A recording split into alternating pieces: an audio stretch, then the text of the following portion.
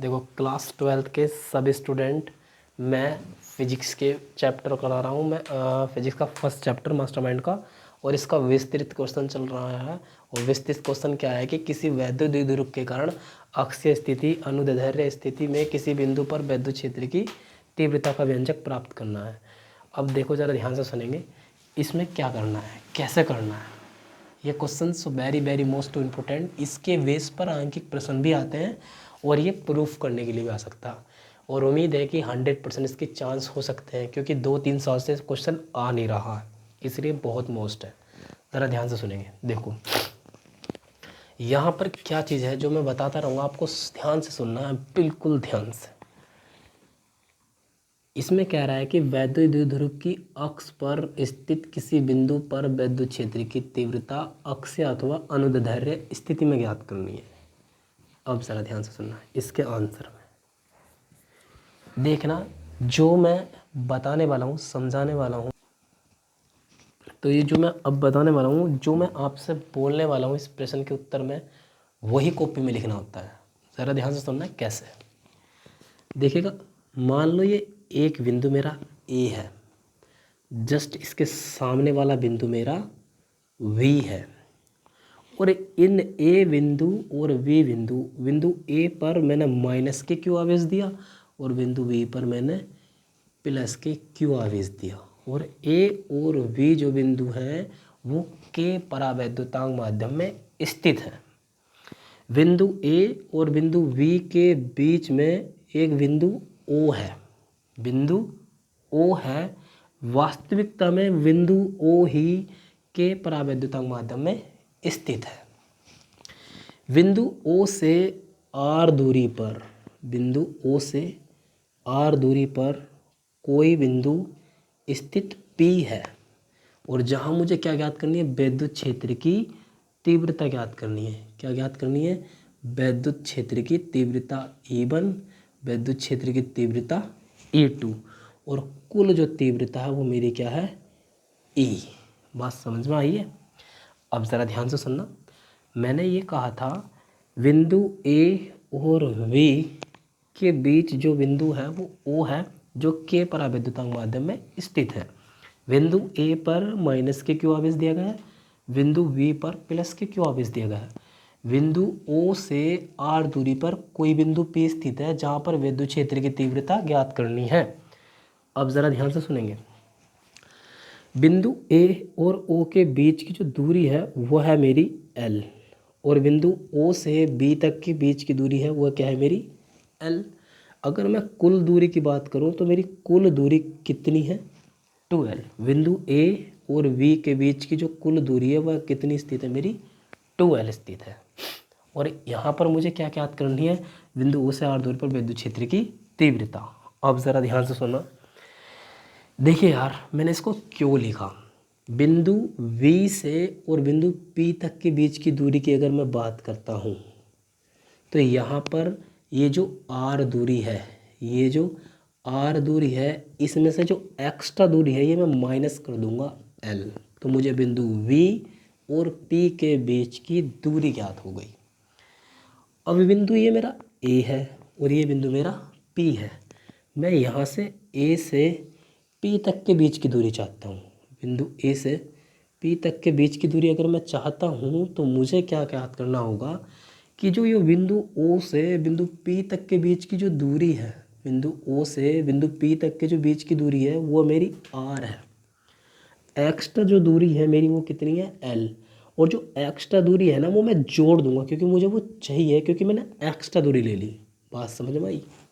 अब ज़रा ध्यान से सुनना। मैं आपसे ये कह रहा था मेरे दोस्त कि बिंदु A है, A पर माइनस के क्यू आवेश उत्पन्न हुआ और B पर प्लस के क्यू आवेश, इन दोनों के मध्य बिंदु कोई O स्थित है और जो के परावैद्युतांक में रखा है। बिंदु A से O तक के बीच की दूरी L है, बिंदु O से B तक के बीच की दूरी L है, और बिंदु A व B के बीच की कुल दूरी 2L है। बिंदु O से R दूरी पर कोई बिंदु P स्थित है, जहां मुझे विद्युत क्षेत्र की तीव्रता ज्ञात करनी है।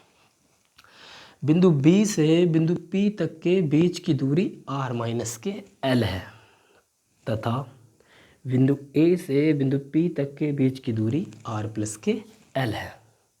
देखो तब यहाँ पर विद्युत क्षेत्र की तीव्रता 2 है, जबकि कुल विद्युत क्षेत्र की तीव्रता क्या दे रखी है, ई। अब दो विद्युत क्षेत्र की तीव्रता क्यू है, जो बिंदु ए और बिंदु बी से, दोनों बिंदु ए और बी के बीच में महत्व रखती है कुल विद्युत क्षेत्र की तीव्रता। ज़रा ध्यान से सुनेंगे। देखो तब मैं लिखूंगा यहाँ पर, तब कूलाम के नियम से, तो कूलाम का नियम मैंने एफ बराबर के बताया था आप लोगों को। क्या बताया था, 1/4πε0 Q1 Q2 बटे के आर की घात 2। परंतु इसी प्रकार मेरा इसका मान होगा, परंतु यहाँ बल F के स्थान पर विद्युत क्षेत्र की तीव्रता की बात कर रहा है। यहाँ पर मैंने विद्युत क्षेत्र की तीव्रता क्या लिख दी, E1। और जो मैं E1 का मान यहाँ पे लिखने वाला हूँ वो क्या है, 1/4πε0 के क्या है मेरा परावैद्युत नेतांक। यहाँ Q1 Q2 क्या है, आवेश है, परंतु मेरे यहाँ पर आवेश अलग है। अगर मैं यहाँ पर बिंदु ए की बात करता हूँ, किसकी बात करता हूँ, बिंदु ए की, तो बिंदु ए पर जो आवेश है वह मेरा क्या में है, माइनस के आवेश है। क्या में है, माइनस के क्यू आवेश में है। ज़रा ध्यान से सुनना, माइनस के क्यू आवेश है, तो मैंने यहाँ पर लिखते हैं माइनस के क्यू आवेश। और बिंदु ए से बिंदु पी तक के बीच की दूरी जो है वो मेरी कितनी है, आर प्लस के एल, और घात मेरी यहाँ पर कितनी है, 2। बात समझ रहे हो। मैंने यहाँ ए से पी ही की तक की दूरी क्यों ली बीच में, क्योंकि बिंदु ए से पी पर ही विद्युत क्षेत्र की तीव्रता ज्ञात करनी है, इसलिए बिंदु ए से पी तक के बीच की दूरी उठाने वाला हूँ मैं आर प्लस के एल। अब जरा ध्यान से सुनना, और मैं एक चीज़ मैं आपसे पहले ही बता देता हूँ, किसी भी क्वेश्चंस में ऐसा लिखा होता है, मैं और थोड़ा एक्सप्लेन करके आपको बता देता हूँ कि जैसे कि आप कंफ्यूज ना हो। मैं ऐसे बता देता हूँ कि विद्युत क्षेत्र की तीव्रता E1 है, और यहाँ पर 1/4πε0 है, और के परावैद्युतांक माध्यम में स्थित है। Q1 Q2 दो आवेश है, परंतु मुझे यहाँ बिंदु ए की बात कर रहा हूँ। मैं कहूँगा कि बिंदु ए से पी तक की बात चल रही है, ए से पी तक की बात चल रही है, और यहाँ पर आवेश 2 के स्थान पर ए पर जो आवेश है वह माइनस का क्यू है, और ए से पी तक की बात चल रही है, तो बिंदु ए और पी है, और ए और पी की घात मैंने कितनी कर दी, 2। E1 बराबर के 1/4πε0 के माइनस के क्यू बटे ए पी, ए और पी, तो मैं लिख दूंगा यहाँ ए पी का जो मान है वो मेरा कितना है, आर प्लस के एल, आर प्लस के एल। इस ए पी के स्थान पर मैंने आर प्लस के एल की घात कितना कर दिया, 2। कितनी घात कर दी मैंने इसकी, 2। अब आते हैं अगला आता है विद्युत क्षेत्र की तीव्रता E2। विद्युत क्षेत्र की तीव्रता E2, विद्युत क्षेत्र की तीव्रता E2 की अगर मैं बात करता हूँ तो वही 1/4πε0 के, अब की बार बिंदु B से P तक की बात हो रही है। B से P तक के बीच की बात हो रही है, तो B से P तक की बात हो रही है, तो B पर जो आवेश है वह मेरा क्या में उत्पन्न आवेश है, प्लस के क्यू बटे B और P दे रखा। बिंदु B से P तक के बीच की दूरी मुझे कितनी प्राप्त हुई है, R माइनस के L। तो यहाँ पर मैंने लिख दिया BP की घात 2। E2 बराबर के 1/4πε0 के Q बटे BP का जो मान दे रखा वो है R माइनस के L, और इसकी घात मैंने कितनी कर दी, 2। यहाँ पर विद्युत क्षेत्र की तीव्रता E1 है, और यहाँ पर विद्युत क्षेत्र की तीव्रता E2 है, जबकि कुल विद्युत क्षेत्र की तीव्रता मेरी क्या है, E। कुल विद्युत क्षेत्र की तीव्रता मेरी E है, और E में मैं क्या काम करूँगा, E2 में से मैं E1 माइनस कर दूंगा। क्यों, E बराबर के E2 का जो मान प्राप्त हुआ वो मुझे क्या प्राप्त हुआ, 1/4πε0 के, 1/4πε0 के Q बटे R माइनस के L की घात 2। यहाँ पर चिन्ह क्या का आ गया मेरा, माइनस का। अगला E1 की बात कर रहा, जो E1 का मान प्राप्त हुआ वो मेरा ये है, जो E1 का प्राप्त हुआ मान वो मेरा ये है, और E1 का मैं मान जब यहाँ रखूँगा 1/4πε0 के माइनस के क्यू बटे के आर प्लस के एल की घात 2। यही देखिएगा, यहाँ पर प्लस का क्यू है, यहाँ पर माइनस का क्यू है। आवेश हमेशा दो ही प्रकार के होते हैं, एक धनात्मक और एक ऋणात्मक।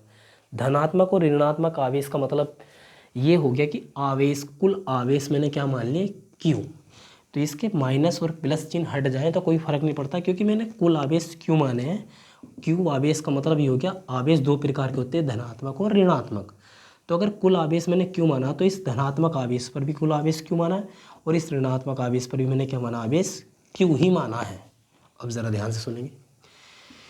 ई बराबर के यहाँ पर क्यू है और यहाँ क्यू ही का ना क्यू बटे 4 पाई एप्सिलॉन 0 के। जब मैं क्यू कॉमन ले लिया और 4 पाई एप्सिलॉन 0 के कॉमन ले लिया तो यहाँ पर क्या बचता है मेरा 1, बटे में क्या बचता है मेरा आर माइनस के एल की घात 2। यहाँ पर मैंने एक ब्रैकेट लगाया, अंदर चिन्ह क्या है माइनस का। क्यू की गुणा अगर मैं 1 से करता तो क्यू का ना क्यू बटे 4 पाई एप्सिलॉन 0 के, और क्यू बटे 4 पाई एप्सिलॉन 0 के मैंने कॉमन ले लिया तो केवल ऊपर क्या बचता है यहाँ 1, और बटे में क्या बचता है मेरा आर प्लस के एल की घात 2। ई बराबर के क्यू बटे 4 पाई एप्सिलॉन 0 के, यहाँ से मैं क्या लेने वाला हूँ, इसमें एलसीएम। जब मैं यहाँ से एलसीएम लेने वाला हूँ तो आर माइनस के एल की घात 2 माइनस आर प्लस के एल की घात 2, सॉरी माइनस नहीं आएगा क्योंकि मैं एलसीएम ले रहा हूँ। इसकी गुणा मैं यहाँ से करूँगा, आर प्लस के एल की घात 2। इसकी गुणा मैं इस एक से करूँगा, आर माइनस में एल की घात 2। बीच में चिन्ह क्या का होगा, माइनस का। ई बराबर क्यू बटे 4 पाई एप्सिलॉन 0 के। अब यहाँ पर क्या होने वाला है, ज़रा ध्यान से सुनेंगे। ए प्लस बी की घात 2 का फॉर्मूला खुलेगा। ए की घात 2 बोलो तो आर की घात 2, ए की घात 2 बोलो तो आर की घात 2 प्लस एल की घात 2 प्लस के 2RL, चिन्ह माइनस के। ये जो सूत्र खुलेगा ए माइनस बी की घात 2 का, आर की घात 2 प्लस एल की घात 2 माइनस के 2RL बटे आर की गुणा आर से करेंगे तो आर की घात 2, माइनस की गुणा प्लस से करेंगे तो माइनस, एल की गुणा एल से करेंगे तो एल की घात 2, और यहाँ भी घात 2 यहाँ भी घात 2, ये सारी घात मैंने ले ली बाहर। चल देखो, अब ई बराबर के ये मेरा क्या चल रहा है, क्यू बटे 4 पाई एप्सिलॉन 0 के आर की घात 2 प्लस एल की घात 2 प्लस 2RL, माइनस का चिन्ह है, माइनस की अंदर गुणा हो रही है आर की घात 2, माइनस की अंदर गुणा होगी तो जो प्लस का चिन्ह होगा वो क्या में चिन्ह हो जाएगा, माइनस में। माइनस की गुणा माइनस से करेंगे तो मुझे प्लस होगा 2RL बटे घात 2। जब हम खोलेंगे तो 2 दूनी कितने होते हैं 4, यहाँ आर की घात कितना हो जाएगा 4। एल की घात अगर जब 2 खोलेंगे तो एल की घात कितना होगा 2 दूनी 4 माइनस में एल की घात 4। इस वाले आर की घात 2 से ये वाला आर की घात 2 कट गया, और इस एल की घात 2 से ये वाला एल की घात 2 कट गया।